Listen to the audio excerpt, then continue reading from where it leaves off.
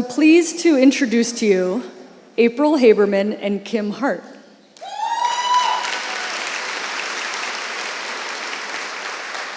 April, why is it important for us to talk about menopause in the workforce? If we look back 100 years ago, the average age to reach menopause was 57, and we died when we were 59. So we didn't have to think about menopause. We certainly didn't have to think about it in the workplace. If you fast forward to today, the average age to reach menopause is 52. We're living well into our 80s, and we're working well into our late 60s. So we're in some stage of menopause a half to a third of our lifetimes. 1 in 4 women consider leaving the workplace due to menopause symptoms. 14% decrease their hours to part-time, and 8% don't put their name in a hat for a promotion. That's sad, and that doesn't have to happen. So it's really important that we look at it. There's a definite business case to be made, and we haven't even mentioned that it is the right thing to do. We just should do it, right?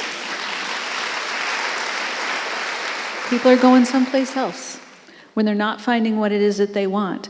And women at our age are ready to contribute. And so helping with small things like a strong policy, great benefits, education, and support. We spend a lot of our time in employee training and manager training of basically what is it?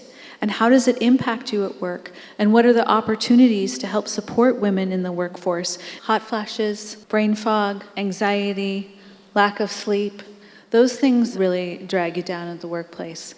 And I remember being in presentations where there weren't words able to come out of my mouth. And anyone that knows me knows that I talk just fine.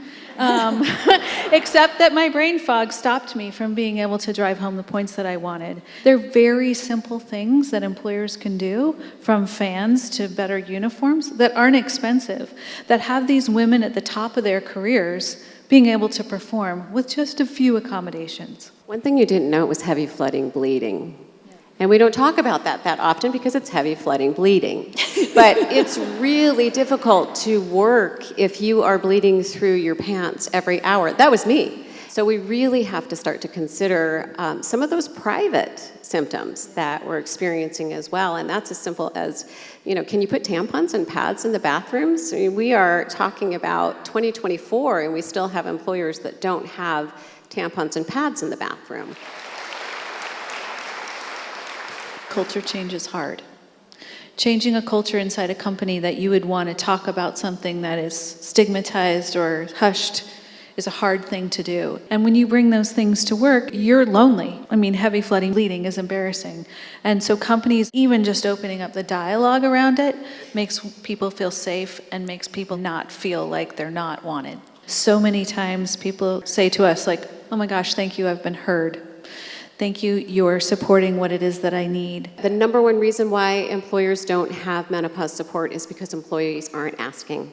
So we have to start to break down the stigma and the shame that's associated with menopause. We have to start talking about it openly without fear of losing our jobs or our employers looking at us differently. It's not necessarily whether or not they want to fold in menopause benefits. It's because they don't have it in the budget. It's not identified as a need. Just retaining one employee more than pays for menopause support within the workplace. Most organizations are going to think a year ahead. So we need to start talking about it now. If you have employee resource groups or you have a fair number of women in your workplace, get them together and everyone ask for menopause support. The more vocal we are and the more we're asking for the support in the workplace, the more likely we are to receive it. And it's really important and close to our heart at Medovia that it's not something that's thrown around lightly, that it is just a checkbox that organizations check because now I have a policy and now it's underneath the pile. Who cares if we're paying attention to it? Policy is a noun. It really needs to be a verb. So we need to take that policy and we need to put it into action. We have an accreditation program and we're really proud of that because we want menopause friendly to mean something. And it means that organizations are taking it seriously. They have policy and guidance documents.